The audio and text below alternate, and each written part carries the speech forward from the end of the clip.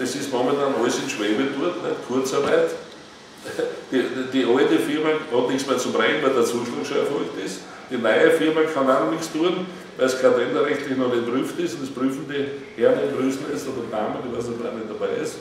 Und meiner Meinung nach ist die falsche Entscheidung, weil ich wäre froh gewesen als Fürstenfelder oder Steirer, wenn das eine steirische Lösung gewesen wäre. Also ich hätte geglaubt, und man hat nicht bewertet, was diese Unsicherheit jetzt bedeutet. Und in der Wirtschaft heute, wenn ein paar Monate verstreichen, wo nichts geht.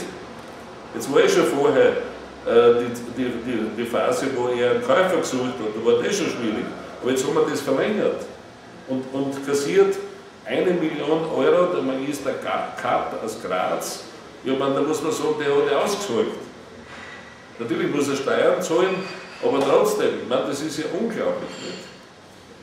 Wobei, wenn man 6 Monate was getan hat, hat er eigentlich relativ viel dann für die Millionen, oder? Weil waren da in den letzten Jahren Beispiele bekannt, wo man für wesentlich weniger Arbeit noch mehr verlangt hat. Ne? Naja, das ist ja, weil immer natürlich, aber... Also du bist wahrscheinlich geschmerzt werden, nein, ja, das ist gar nicht, ja, nur, jetzt sage ich Ihnen, schauen Sie, die Problematik ist das, dass nur jeder Handgriff, ob der notwendig ist oder nicht, verrechnet wird. Ich habe, und deswegen kämpfe ich so um einmal die Diskussion um diese Frage, und ich weiß, die Leute tragen das an mich heran, in Scheidungsfälle, da kriegt der eine Kostennote, wir sehen nicht nur das, was beim Gericht verrechnet wird, beim Gericht kann nur verrechnet werden, die Verhandlung beim Gericht und der Schriftsatz ans Gericht, wenn er notwendig ist. Aber da kommen ja dann die unzähligen Nebenposten dazu, nicht? Konferenz, E-Mail, zum Beispiel habe ich eine Scheidung geschickt, wo jetzt ich die Frau vertritt, im Prozess in Fürstenwald, zur Freude des anderen Anwalts wahrscheinlich, Telefonat mit Klientin 500 Euro. Da frage ich die, was hast du da alles erzählt? Oder er dir? Ja, 5 Minuten haben wir geredet. Oder Konferenz mit Klientin, hat sie gesagt. Ich muss fragen, war das ein Sextelefonat? Ja, vielleicht aber das dann müssen wir eigentlich zahlen, der Anwalt, nicht? Nein, und ich finde halt, das ist ein Thema, und ich weiß, dass das den Menschen unter den Nägeln brennt, und manche sagen, naja, ich will nichts tun, ich stelle nichts an.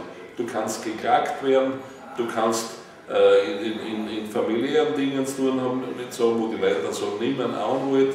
Ich will jetzt nicht verallgemeinern. Und es gibt ja Anwälte, die in einer ehrenwerten Absicht arbeiten. Aber ich habe den Eindruck, dass dieses System da hier ausartet. Und vor allem, wenn es auf einen Prozess darauf ankommt, dann legt der vor, ja, nach dem Tarif, ich weiß nicht, wie das läuft, und nur ein Beispiel, weil Sie aus Straden sind. Das Parkhotel in Gleichenberg ist verkauft worden. Ist verkauft worden an den Mandelbauer, nicht? Von Liebe Kreuzner.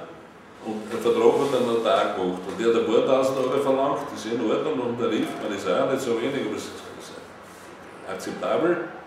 Und dann hat die Liebe Kreuzner das dann durchlesen lassen, weil der Notar hat einen Käufer, aber der muss nicht zahlen nach dem Gesetz.